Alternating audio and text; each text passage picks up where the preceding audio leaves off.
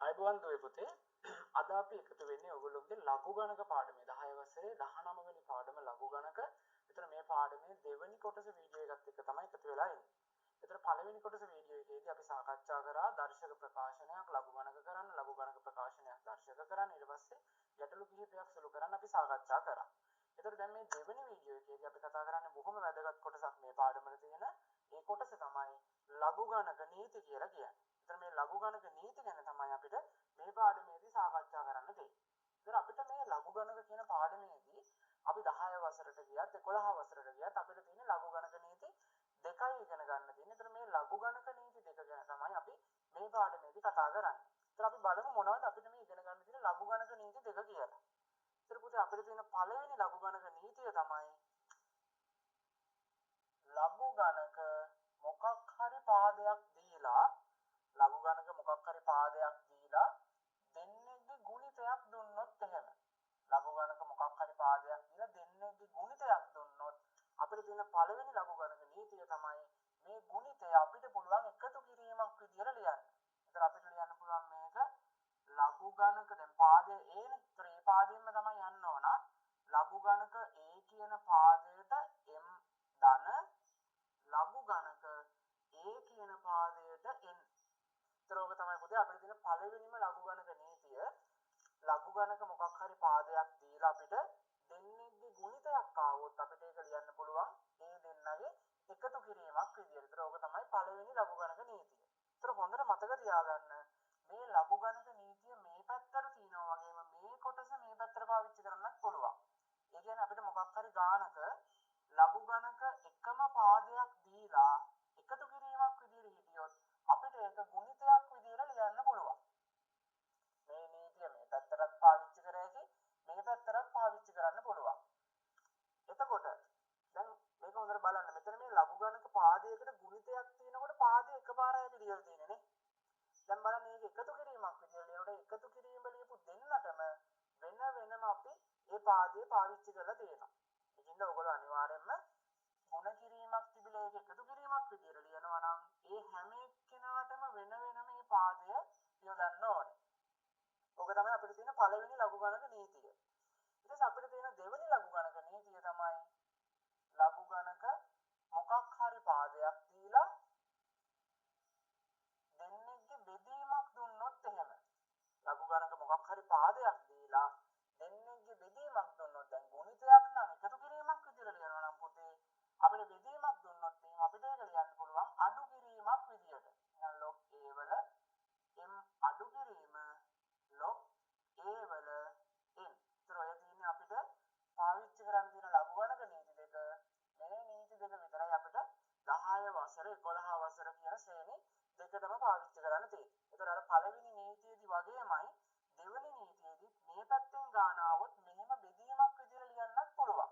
ඒ කියන්නේ අපිට ලඝු ගණක එකම පාදයෙන් දෙන්නෙක්ව හරි තුන් දෙනෙක්ව හරි ඒක ප්‍රශ්නයක් නෑ. ලඝු ගණක එකම පාදයෙන් අඩු කිරීමක් විදියට තිබුණොත් එහෙම අපිට ඒක ලියන්න පුළුවන් බෙදීමක් විදියට. එහෙනම් ඔය තමයි අපි පාවිච්චි කරන ලඝු ගණක නීති දෙක. ලඝු ගණක මොකක් හරි පාදයක් තිබිලා දෙන්නෙක්ගේ ගුණිතයක් තිබ්බොත් අපිට ඒ දෙන්න එකතු කිරීමක් විදියට ලියන්න පුළුවන් මේ පාදෙන්න. ලඝු ගණක මොකක් හරි පාදයකින් දෙන්නෙක්ගේ බෙදීමක් තිබ්බොත් අපිට ඒක ඒ පාදෙන්න ඒ දෙන්නගේ අඩු කිරීමක් විදියට ලියන්න පුළුවන්. හරි. ඔයගොල්ලෝ ඉක්මනට මේක ලියාගන්න.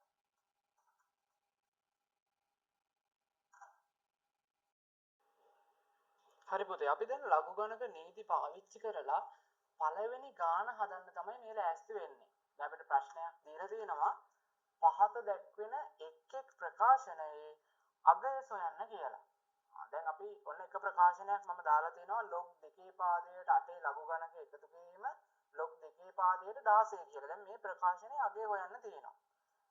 ඔය අගය හොයනකොට අපිට චූටි වැදගත් දෙයක් තියෙනවා. අපිට දැන් මම ලඝු ගණක ගුණවලදී ඔයගොල්ලෝට දෙකක් ලිව්වා ලඝු ගණක ගුණ. දැන් මෙතන අපිට තව චූටි ගුණාංගයක් තියෙනවා. ලඝු ගණක මොකක් හරි පාදයකට ලඝු ගණකය දීලා. දැන් ඔන්න ලඝු ගණක පාදයට ලඝු ගණකය දුන්නා. ඒ දීලා තියෙන ලඝු ගණකයට මොකක් හරි බලයක් තියෙනවා නම් මේ ලඝු ගණකයට බලයකුත් තියෙනවා. ඔන්න ලඝු ගණකයට බලයක් තියෙනවා c කියලා. එතකොට ඔහම ලඝු ගණක පාදයට බලයකුත් තියෙනවා නම් අපිට පුළුවන් මේ තියෙන බලය ගන්න ඉස්සරහට. එතකොට මොකද වෙන්නේ? මේ තියෙන C කියන බලය ඉස්සරහට එනවා. ඊට පස්සේ අපිට ලියන්න පුළුවන් C log A වල B. ඒතර C log A වල B කියලා ලියන්න පුළුවන්. හොඳට මතක තියාගන්න. මේ දෙන්නගේ මෙන්න මෙතන මැද්දේ ගුණ කිරීමේ ලකුණ තමයි තියෙන්නේ. හරි. ඒතර මෙතන ගුණ කිරීමක් තියෙන්නේ. C ගුණ කිරීම log A වල B කියන එක තමයි අපිට ඔතනින් ඇවිල්ලා තියෙන්නේ. ඒතර අපි මේ ගණිත ගැටලු ටික හදනකොට අපිට මෙන්න මේ කොටස හරි වැදගත් වෙනවා. ඒතර ඔයගොල්ලෝ ඒකත් මේ ගාන හදනකොට පැත්තකින් ওই විදිහටම ලියාගත්තා නම් හරි. හරි දැන් අපි බලමු පළවෙනි ගාන කොහොමද හදන්නේ කියලා. දැන් ඕගොල්ලෝට මතක් වෙන්න ඕන අපි කරපු පළවෙනි අපි ලියපු පළවෙනි ලඝු ගණක නීතිය. මොකක්ද අපි ලියපු පළවෙනි ලඝු ගණක නීතිය? මොකක් හරි ලඝු ගණක පාදයකට දෙන්නෙක්ගේ ගුණ කිරීමක් දුන්නොත් අපිට ඒක ලියන්න පුළුවන් ඒ දෙන්නගේ එකතු කිරීමක් විදියට. එතකොට මම ඔයගොල්ලන්ට මේ ලඝු ගණක නීතිය ලියද්දි කිව්වා ඔය නීතිය අනිත් පැත්තටත් පාවිච්චි කරනවා කියලා. අපි ගොඩක් වෙලාවට ওই නීතිය අනිත් පැත්තට තමයි පාවිච්චි කරන්නේ. දැන් බලන්න මේ ගාන තියෙන්නේ අනිත් පැත්තට. මේ ලඝු ගණක එකම පාදයක් දීලා ඒ දෙන්නව එකතු කිරීමක් විදියට තමයි අපිට දීලා තියෙන්නේ. ලඝු ගණක එකම පාදයක් දීලා ඒ ලඝු ගණක දෙක එකතුවක් විදියට දීලා තියෙනවා. කියන්නේ මේ ලඝු ගණක නීතිය මේ පැත්ත තමයි තියෙන්නේ. එහෙනම් පුතේ අපිට පුළුවන් ලඝු ගණක නීතිය පාවිච්චි කරලා එකම පාදයෙන් ඉන්න හින්දා ඒ දෙන්නව ගුණ කිරීමක් විදියට ලියා ගන්න.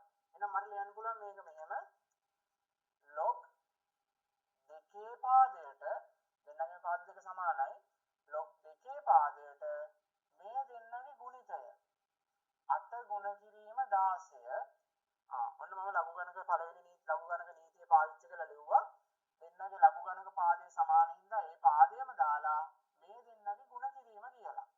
එහෙනම් පුතේ දැන් මට පුළුවන් 8 වරක් 16 ගන්න. එහෙනම් මට ලියන්න පුළුවන් log 2 8 වරක් 16 8 වරක් 6 48යි 4ක් විතරුයි 8 වරක් 1 8යි 8යි 4යි 12යි. log 2 128. දැන් මම කරන වැඩේ තමයි දැන් බලන්න මෙයාගේ ලඝු ගණක පාදයේ තියෙන දෙකේ පාදයෙන්නේ. මම ඒකින්ද මේ 128 කියන එකනත් ලියනවා දෙකේ බලයක් විදියට. අපි දන්නවා දෙකේ 7 වෙනි බලය තමයි 128 කියලා කියන්නේ. කියන්නේ අපි දෙකේ ඉලක්කම 7 පාරක් ලියලා ගුණ කරලා බැලුවොත් ඔය විදියට දෙකේ ඉලක්කම 7 පාරක් ගුණ කරලා බැලුවොත් අපිට 128 හැදෙනවා. දෙවරක් දෙක 4යි, 4 වරක් දෙක 8යි, 8 වරක් දෙක 16යි, 16 වරක් දෙක 32යි, 32 වරක් දෙක 64යි, 64 වරක් දෙක 128යි. අන්න ඒක පාවිච්චි කරලා තමයි මම ලිව්වේ දෙකේ 7 වෙනි බලය 128යි කියලා. එහෙනම් මම දැන් කරන්නේ ඔය 128 වෙනුවට ලියනවා දෙකේ 7 කියලා. අර මම මේක දෙකේ පාදයෙන්ම ලියාගත්තේ ඇයි? මේ ලඝු ගණකේ පාදයක් දෙකෙන් හිටපු හින්දා. එහෙනම් දැන් මට ලියන්න පුළුවන් මේක මෙහෙම log දෙකේ පාදයේ 128 මම දැන් ලියනවා දෙකේ 7 වෙනි බලය කියලා. 128 වෙනුවට ලියනවා දෙකේ 7 වෙනි බලය කියලා. දැන් අපිට පුළුවන් මෙන්න මේක පාවිච්චි කරන්න. අපි ලිව්වා ලඝු ගණක පාදයකට ලඝු ගණකයක් තිබිලා යට බලයක් තිබ්බොත් ඒ උඩින් තියෙන බලය ගන්න පුළුවන් කියලා ඉස්සරහට. එහෙනම් දැන් මෙයාගේ බලන්න උඩින් තියෙන බලය 7නේ. ගත්තක මට ඉස්සරහට. එහෙනම් මට ලියන්න පුළුවන් 7යි log දෙකේ 2. අන්න දැන් ඔයගොල්ලෝට මතක් වෙන්න ඕනේ පොඩි දෙයක්. අපි ලඝු ගණක ගුණ ලියනකොට ලිව්වා ලඝු ගණක මොකක් හරි පාදයකට එයාගෙම ලඝු ගණකයේ තිබ්බොත් උත්තරේ 1යි කියලා. අන්න ඒක පාවිච්චි කරන්න පුළුවන් දැන් මට මෙන්න මේ කොටසට. ඒ ලඝු ගණක පාදයක් දෙක ලඝු ගණකෙත් දෙක. ඒක හින්දාම තමයි මම මේ 128 දෙකේ පාදයෙන්ම ලිව්වේ. එහෙනම් මට දැන් ලියන්න පුළුවන් මෙහෙම මේ දෙන්නගේ මැද්දේ තියෙනවා ගුණ කිරීම, ඒතර 7 ගුණ කිරීම. මේ log දෙකේ දෙක කියන කොටස වෙනුවට ලියන්න පුළුවන් 1යි කියලා. එහෙනම් පුතේ මේ ගානට උත්තර එනවා 7 වරක් 1 7යි කියලා. එහෙනම් අපිට පළවෙනි ගානේ උත්තර එනවා 7යි කියලා. ඒතර ඔයගොල්ලෝ මෙතන වැදගත් දේවල් ඔක්කොම ලියා ගන්න. මේ කොටස අනිවාර්යෙන්ම ඔයගොල්ලෝ ලියන්න ඕනේ ගාන හදද්දී. ඊට අමතරව ඔයගොල්ලෝ ගානක් ලියා ගන්න ඔයගොල්ලෝ මේවත් ඕන වෙනවා නම් ඒවත් ලියලා තියාගන්න. හරි මම වීඩියෝ එක ගොඩක් තියන්නේ ඔයගොල්ලෝ දන්නවා. ඒතර ඔයගොල්ලෝ මම වීඩියෝ එක පොඩ්ඩක් නවත්තලා ඔයගොල්ලෝ ගාන ලියා ගන්න. ඊට පස්සේ ආයෙ වීඩියෝ එක දාලා ඉස්සරහට යන්න. හරි පුතේ. අපි දෙවෙනි ගාන බලන්න තමයි හදන්නේ. දැන් අපිට දීලා තියෙනවා ගාන ලඝු 3 පාදයට 81 අඩු කිරීම ලඝු 3 පාදයට 3. දැන් බලමු අපි කොහොමද මේ ගාන හදන්නේ කියලා. දැන් අපිට මේ ගානට අඩු කිරීමක් නේ තියෙන්නේ. එහෙනම් අපිට මතක් වෙන්න ඕන දෙවෙනි ලඝු ගණක නීතිය. අපි මොකද දෙවෙනි ලඝු ගණක නීතිය ලිව්වේ? ලඝු ගණක මොකක් හරි පාදයකට දෙන්නෙක්ගේ බෙදීමක් ආවොත් එහෙම අපිට පුළුවන් ඒ දෙන්නව අඩු කිරීමක් විදියට ලියා ගන්න. දැන් එහෙනම් මෙතන අඩු කිරීමක්. දැන් ලඝු ගණක නීතිය අනිත් පැත්තට තියෙන්නේ අපිට ලඝු ගණක පාද දෙක සමාන වෙලා දෙන්නව අඩු කිරීමක් විදියට තිබ්බොත් අපිට පුළුවන් එහෙනම් මෙන්න මේ විදියට බෙදීමක් විදියට ඔය ගාන ලියා ගන්න. එහෙනම් අපි බලමු කොහොමද මේක බෙදීමක් විදියට අපිට ලියන්න පුළුවන් කියලා. බලන්න දෙන්නගෙම පාද දෙක සමානයි. එහෙනම් අපිට පුළුවන් උත්තරේ පාදයටත් ලොක් 3 කියලා ලියා ගන්න. ඊට පස්සේ අඩු කිරීමක් තියෙන හින්දා මේ දෙන්නව අපිට පුළුවන් බෙදීමක් විදියට ලියන්න. 81 බෙදීම 3. දැන් අපි 81 බෙදන්න ඕනේ 3. හරි 81 3ෙන් බෙදලා උත්තරේ ගමු. මේවා හදනකොට ලකුණු හම්බෙන්නේ නැහැ. ඔයගොල්ලෝ හිතින් හදලා ගන්න පුළුවන් නම් ගන්න. 8 3ෙන් බෙදුවම 2යි, 3 වරක් 2 6යි, දෙකක් ඉතුරුයි. මේ 7 ගන්නවා පල්ලහැට, 1 ගන්නවා පල්ලහැට. 21ට 3 වරක් 7යි, 3 වරක් 7 21යි ඉතුරු නැහැ. එහෙනම් අපිට ලියන්න පුළුවන් log 3 පාදයට 81 3ෙන් බෙදුවම 27යි කියලා. එහෙනම් අපිට එනවා log 3 පාදයට 27යි කියලා. දැන් අපිට පුළුවන් මේ log 3 පාදයට 27යි කියලා ආවනේ. දැන් අපි දන්නවා මොකද්ද කරන්න ඕනේ කියලා. අපි මෙන්න මේක මේ පාවිච්චි කරන්න ඕන. එහෙනම් ඒක මේ පාවිච්චි කරන්න නම් මම මොකද්ද කරන්න ඕන? 27 කියන එක්කෙනාව ලියන්න ඕන 3 පාදයේ බලයක් විදියට. දැන් අපි 3 පාදයෙන් 27 ලියා ගන්නවා නම් අපි දන්නවා 3 තුන්වෙනි බලය තමයි 27 වෙන්නේ. ඒ කියන්නේ 3 කියන ඉලක්කම 3 පාරක් වැඩි කරොත් නේ අපිට 27 හැදෙන්නේ. 3 වරක් 3 9යි, 9 වරක් 3 27යි. එහෙනම් දැන් මම මොකද කරන්නේ? මේ 27 කියන එක්කෙනා වෙනුවට ලියනවා 3 තුන්වෙනි බලය කියලා. එහෙනම් මට ලියන්න පුළුවන් log 3 පාදය ඒක කොහොමද ලියන්නේ බෑ. 27 වෙනුවට ලියනවා 3 3. එහෙනම් 3 තුන්වෙනි බලය. දැන් අපි දන්නවා මොකද්ද? ලඝු ගණකයට බලයක් තිබුණොත් එයාව ගත්තක ඉස්සරහට අපිට. එහෙනම් අපිට ලියන්න පුළුවන් 3යි log 3 3. දැන් එහෙනම් අපිට පුළුවන් ලියන්න 3 මේ දෙන්නගේ මැද ඉන්නවා වැඩි කිරීම log 3 3. ඒතර අපි දන්නවා log 3 3 කියන්නේ 1යි. එහෙනම් 3 වරක් 1 3යි. එහෙනම් අපිට දෙවෙනි ගානේ උත්තරේ විදියට එනවා 3යි කියලා. හරි පුතේ ඔයගොල්ලෝ වීඩියෝ එක පොඩ්ඩක් නවත්තලා ඒ ගාන ලියා ගන්න. හරි පුතේ අපි තුන්වෙනි උදාහරණය බලන්න යන්නේ. දැන් ඔන්න තුන්වෙනි උදාහරණයේදී ගාන චුට්ටක් කලින් දෙකට වඩා පොඩි අමාරුවකට අපිට දීලා තියෙන පොඩක් අමාරු වෙන්න. ඇයි කලින් දෙකේදී දෙන්නයි හිටියේ. දැන් මෙන්න මේකට තුන් දෙනෙක් ඇවිල්ලා. හරි බය වෙන්න දෙයක් නැහැ. අපිට ලඝු ගණක නීති ටික ඔළුවේ තියෙනවා නම් ගාන හදා ගන්න පුළුවන්. පළවෙනියටම බලන්න ඕනේ මොකද්ද? තුන් දෙනාගේම පාද ටික සමානද කියලා. අවුලක් නැහැනේ. තුන් දෙනාගේම පාද ටික සමානයි. තුන් දෙනාම ඉන්නේ log 2 පාදෙන්මයි ඉන්නේ. එහෙනම් එතන අපිට ප්‍රශ්නයක් නැහැ. හරි. එහෙනම් දැන් අපිට පුළුවන් ලඝු ගණක නීති වලට යන්න. අපි බලන්න මෙයා එකතු කිරීමක් විදියට ඉන්නේ.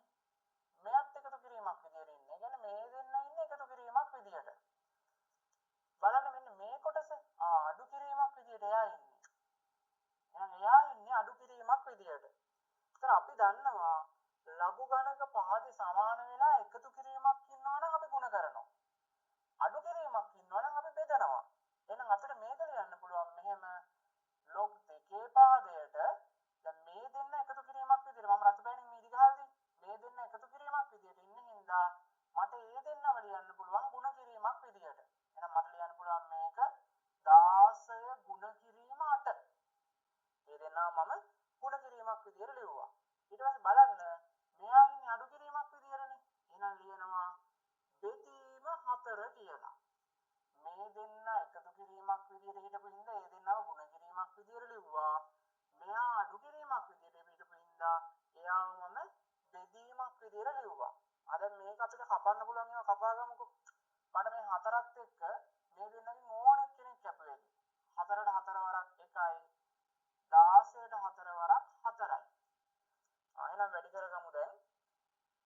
ලඝු ගණක දෙකේ පාදයට 4 වරක් 8 අපිට එනවා 32යි කියලා.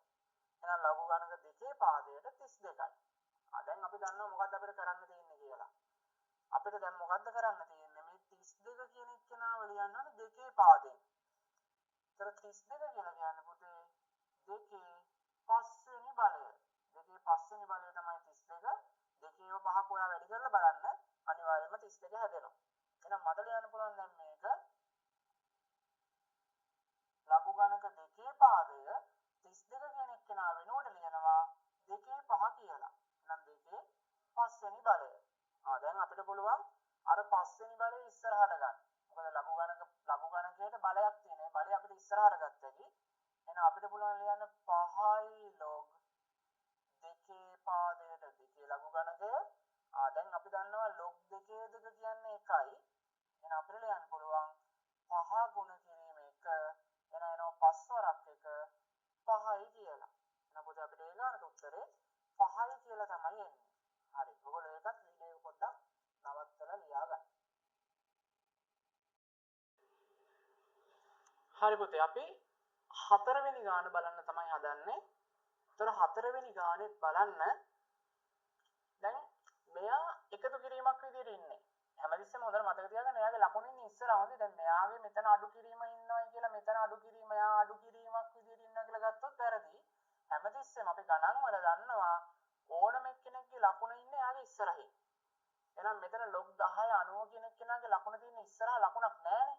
ඒ කියන්නේ අනිවාර්යෙන් එයා ඉන්නේ එකතු කිරීමක්. එහෙනම් මේ කොටස එකතු කිරීමක් විදියට තමයි අපිට තියෙන්නේ. ඊට පස්සේ දැන් මෙයා නම් අඩු කිරීමක් මේ කැලලා එකතු කිරීමක්. එහෙනම් මේ ගානේදී මෙයයි තමයි එකතු කිරීමක් විදියට ඉන්නේ.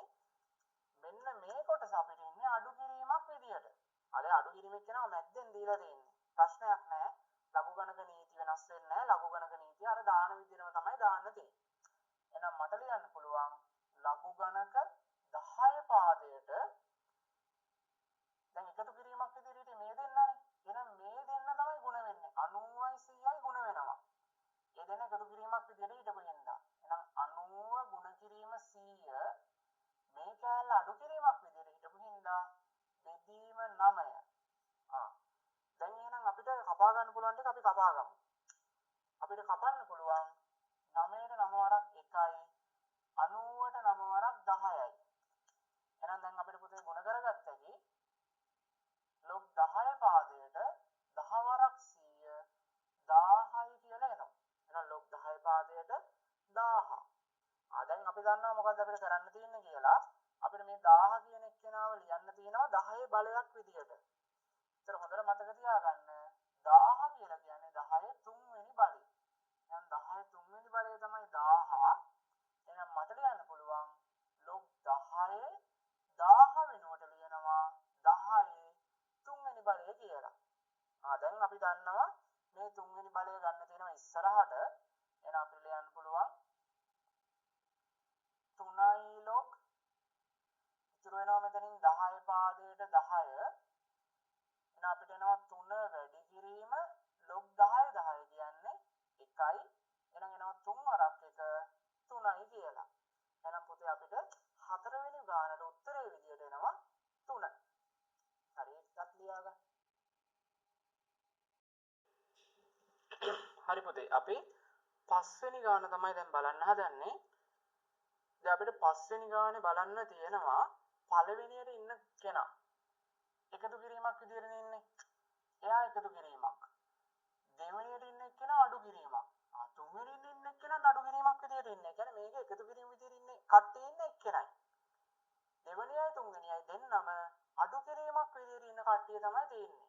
ඒ කියන්නේ මේ දෙවෙනියත් ඉන්නේ අඩු කිරීමක් විදියට, තුන්වෙනියත් ඉන්නේ අඩු කිරීමක් විදියට. එහෙනම් අපි බය වෙන්න දෙයක් නැහැ. අපි ලඝු ගණක නීතිය දන්නවනම් එච්චරයි. අපි පාවිච්චි කරමු දැන්. එහෙනම් මට ලියන්න පුළුවන් මෙයාව ලඝු ගණක දෙකේ පාදයට එකතු කිරීමක් විදියට ඉන්නේ මෙයා විතරනේ. ඒ කියන්නේ උඩ පීඩියට ඉතින් එයා විතරයි එන්නේ. ඒ ගුණ කරන්න බෑනේ. අනිත් මේ දෙන්නා මේකේ. ඒ දෙන්න අඩු කිරීමක් විදියටනේ. ඒතර අඩු කිරීම කට්ටිය අපි දන්නවා බෙදීමක් විදියට එන්න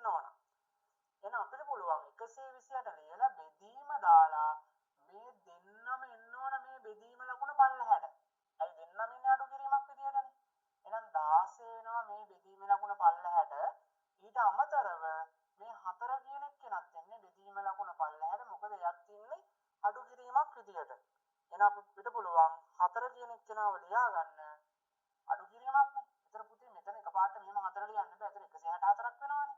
අපි ඉතින් මේ 16 මැද්දෙන් ಗುಣ කිරීමක් දාලා තමයි 4 කියන එක්කෙනාව ලියන්නේ. හරි. දැන් මෙතන ಗುಣ කිරීමක් විදිහට දැම්ම කියලා හිතන්න එපා. මේක එකතු කිරීමක් විදියට කියලා නෑ. මේ බෙදීම මෙයානේ සම්පූර්ණ බෙදීම. ඒ බෙදීම ලකුණට පල්ලෙහා දැම්මයි කියලා කියන්නේ අනිවාර්යෙන් අඩු කිරීම හිටපු හින්දා තමයි මෙයාව දැම්මේ. දැන් එහෙනම් අපි මේක සුළු කරගමු. අපිට පුළුවන් කපා ගන්න 4යි 128යි. 4ට 4 වරක් 1යි. මෙතන 12ට 4 වරක් 3යි. 8ට 4 වරක් 2යි. 32යි 16යි කෙලින්ම කපන්න පුළුවන් 16 චක්‍රේ කාට හරි පුළුවන් නම් 16 චක්‍රෙන් 16ට 16 වරක් 1යි 32ට 16 වරක් 2යි. එහෙනම් අපිට ලියන්න පුළුවන් බලන්න අන්තිමට ඉතුරු වෙනවා අපිට log 2 පල්ලෙහා එකනේ ඉන්න වැඩක් නැහැ. එක් වරක් 1යි. ඒක ලියන්න දෙයක් නැහැ. එහෙනම් ඉතුරු වෙන්නේ 2 විතරයි. يعني log 2 2. log 2 2 දැන් ඉස්සරහට ගන්න දෙයක් නැහැ නේ. කෙලින්ම අපි දන්නවා ලඝු ගණක මොකක් හරි පාදයකට එයාගේම ලඝු ගණකය දුන්නොත් අපිට උත්තරේ 1යි කියලා. එහෙනම් අපිට ලියන්න පුළුවන් log 2 2 කියන්නේ 1යි කියලා. එහෙනම් අපිට ඒ ගානේ උත්තරේ log 2 2 සමානයි 1. හරි ඒකත් ලියා ගන්න ඕගොල්ලෝ. හරි පුතේ. ඕගොල්ලොන්ට හෝම්වර්ක් විදියට හදන්න තමයි මේ ගණන් ටික දාලා තින්නේ. එතකොට ඔයගොල්ලෝ මේ ගණන් ටික වීඩියෝ එක නවත්තලා ලියා ගන්න. ඊට පස්සේ ලියලා ඒ ටික හදලා ඒ ටික මට ෆොටෝස් ගහලා එවන්න ඕනේ.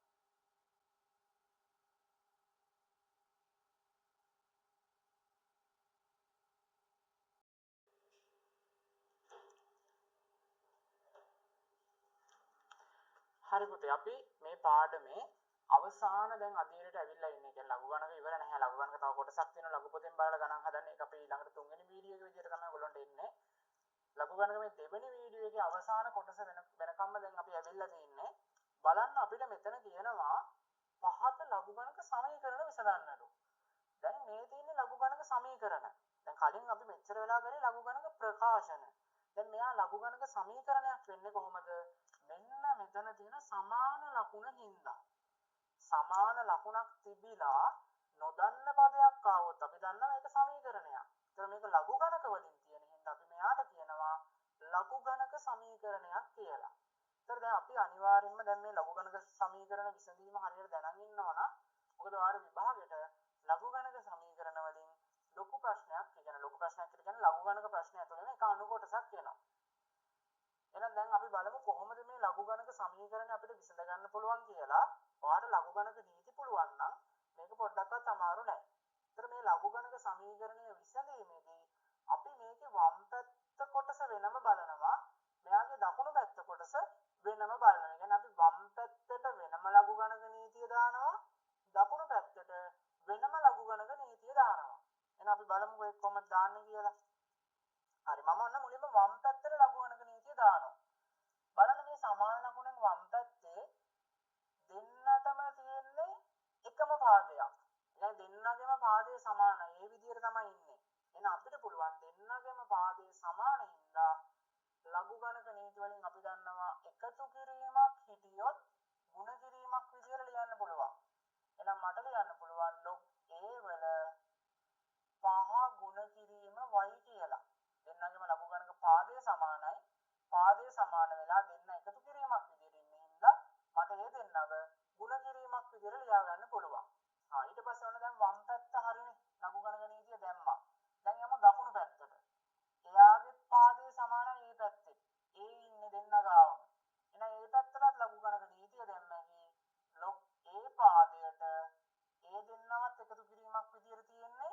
එහෙනම් මට ඒක ලියන්න පුළුවන් 8 ගුණ කිරීම 10. අපි දන්නවා ලඝු ගණක පාද දෙක සමාන වෙලා එකතු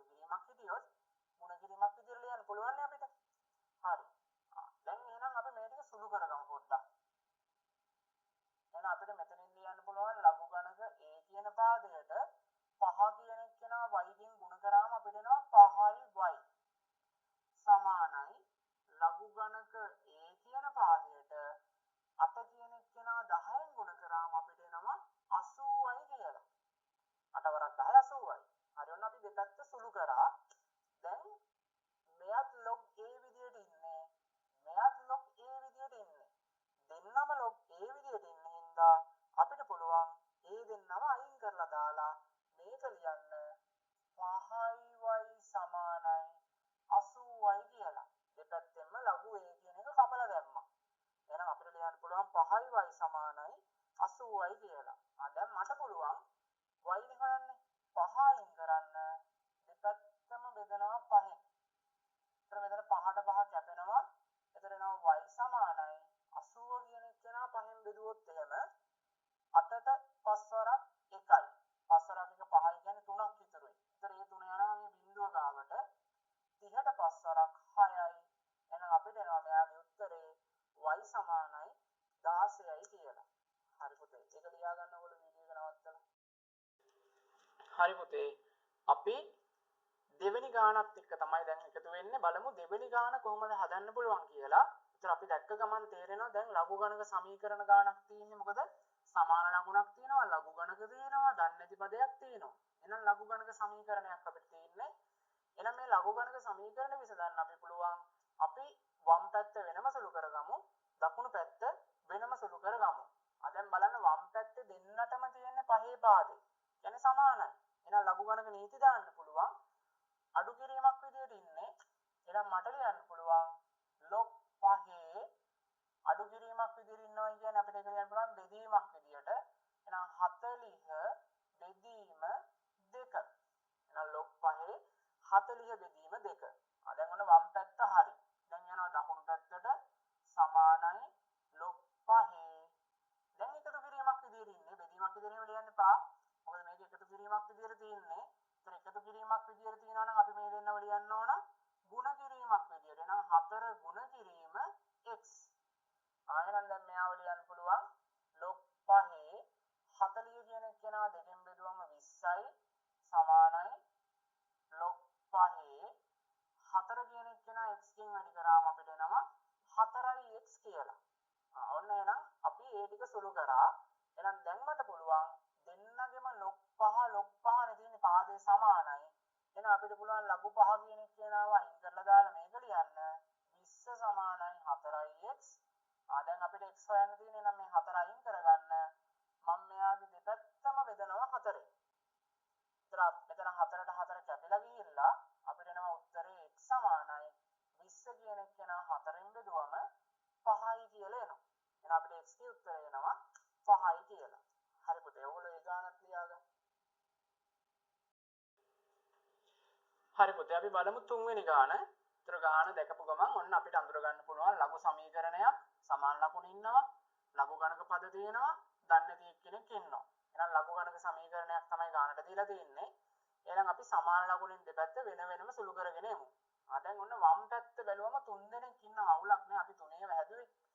එහෙනම් අපිට පුළුවන් ලඝු ගණක නීතිය දාන්න 3 දෙනාගේම පාදයට ඉන්නේ දෙකේ පාදය. එහෙනම් මට ලියන්න පුළුවන් ලඝු ගණක දෙකේ පාදයේ මේ දෙන්න බලන්න එකතු කිරීමක් විදියටනේ. මෙයා එකතු කිරීමක් විදියට ඉන්නවා, මෙයාත් එකතු කිරීමක් විදියට මෙතන ඉන්නේ. එහෙනම් මේ දෙන්න එකතු කිරීමක් විදියට ඉන්නවා නම් අපිට පුළුවන් මේ දෙන්නව ලියන්න ගුණ කිරීමක් විදියට. එහෙනම් 20 ගුණ කිරීම 8. මේ කැලල අඩු කිරීමක් විදියට ඉන්නේ. එහෙනම් මට ලියුවේ යාව බෙදීම 4. ඔන්න මම මේක ලියාගත්තා ලඝු ගණක නීති වලින්. මේ දෙන්නව ලියාගත්තා ගුණ කිරීමක් විදියට, මෙයාව ලියාගත්තා අඩු කිරීමක් විදියට බෙදීම විදියට. සමානයි වම් පැත්ත හරි දකුණු පැත්තට ආවට පස්සේ එයාගේ පාද දෙක සමානයි. එහෙනම් අපිට ලියන්න පුළුවන් log 2 පාද සමාන හින්දා ඒක අඩු කිරීමක් විදියට ඉන්නේ. හින්දා අපිට පුළුවන් එයාව බෙදීමක් විදියට ලියා ගන්න. එහෙනම් මට ලියන්න පුළුවන් එයාව 5 අඩු කිරීම y තියෙන්නේ. එහෙනම් 5 බෙදීම y. ඔන්න අපි ඒකත් ලියාගත්තා. දැන් මේ පැත්ත පොඩ්ඩක් සුළු කරලා ගමු උත්තරේ. 4ට 4 වරක් 1යි. 20ට 4 වරක් 5යි. 5 වරක් 8 අපිට එනවා log 2 5 වරක් 8 40යි සමානයි. එහා පැත්තෙන් අපිට එනවා log 2 5 බෙදීම y. දැන් දෙන්නගෙම පාද දෙක සමානනේ. log 2 තමයි දෙපැත්තෙම තියෙන්නේ. අයින් කරලා දැම්මකි. එහෙනම් ලියන්න පුළුවන් 40 සමානයි 5 බෙදීම y. අන්න දැන් 5 කියන එක්කෙනාගේ පල්ලෙහා තමයි y ඉන්නේ. නැත්තම් 5 නිකම්ම අයින් කරලා උත්තරේ ගන්න පුළුවන්. හැබැයි මේකේ 5 නෙමෙයි අපිට එහා පැත්තට ගන්න වෙන්නේ y ව. මොකද අපිට හොයන එක්කෙනා. ඔයගොල්ලෝ දන්නවා අපි ගණන් වල හොයන එක්කෙනා. අපිට උත්තරේ හොයන්න තියෙන්නේ v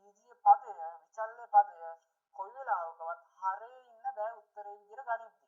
ඒ කියන්නේ අනිවාර්යයෙන්ම එහෙනම් මේ තියෙන y කියන විචල්්‍ය පදේ අපිට ගන්න වෙනවා මේ පැත්තට. ඒකතර තමයි ළවයට එන්නේ. ඒතර එයා බෙදීමක් විදියට මේ පැත්තේ ඉන්නේ. එහෙනම් මම මෙයාව මෙහෙට ගන්නවා.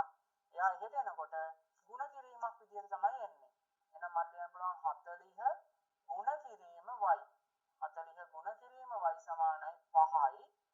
දැන් අපිට ගන්න තියෙන y ව එහෙනම් 40 අයින් කරගන්න දෙපැත්තම ඔන්න බෙදා ගන්නවා 40න් 40ට 40 කැපෙනවා. එතකොට එනවා y සමානයි 5යි 40යි. දැන් 8යි කියලා දාන්න එපා. ඒ 45න් බෙදුවොත් තමයි 8. මෙතන දෙන්නේ 5 බෙදීම 40. එතන අපිට මේක භාග උත්තරයක් එන්නේ කපලා දාමුකෝ. 5ට 5 වරක් 1යි 40ට 5 වරක් 8යි. එහෙනම් අපිට උත්තරේ විදියට ගන්න පුළුවන් 8න් 1යි කියලා. එහෙනම් අපිට මෙතන y ගේ උත්තරේ එනවා 8න් 1යි. හරි පුතේ ඒ ගානත් ඔයගොල්ලෝ ලියාගන්න. හරි පුතේ. ඒතර මේ මාතෘකාවට අපි කරපු කොටසට අදාළව ඔයාලට දාලා තියෙනවා ගණන් 4ක්. ඒතර ඒ ගණන් 4 ගෙදරදී හදන්න. ඒතර අපි මේ පාඩම මෙතනින් ඉවර කරනවා. ඒතර අපි ඊළඟ වීඩියෝ එකේදී ඔයාගේ 20 වෙනි පාඩම කියන්නේ 10 ලඝු ගණකවලම ඊළඟ පාඩම. ඒතර ලඝු ගණකවල ඊළඟ පාඩම හරි වැදගත් පාඩමක්. ඒතර ඒ කොටස තමයි සාකච්ඡා කරන්න හදන්නේ. ඒතර ඔයගොල්ලෝ පන්ති වලට අපේ පන්ති වලට සම්බන්ධ වෙන්නේ නැති කවුරු හරි දරුවෙක් මේ ගණන් හදනවා නම් මේකේ මම කලින් කොටසෙත් දාලා තිබ්බ ගණන් ටික ඒවා හදනවා නම් ඔයගොල්ලෝ පුළුවන් මේ WhatsApp නම්බර් එකට ෆොටෝ එකක් ගහලා එවන්න. එතකොට ඔයගොල්ලෝට මේ ටික මාක් කරලා එවන්න පුළුවන්. ඒතර ඔය පන්ති වලට එන හැම කෙනෙක්ම අනිවාර්යයෙන් මේ ගණන් ටික මේ නම්බර් එකට WhatsApp කරන්න.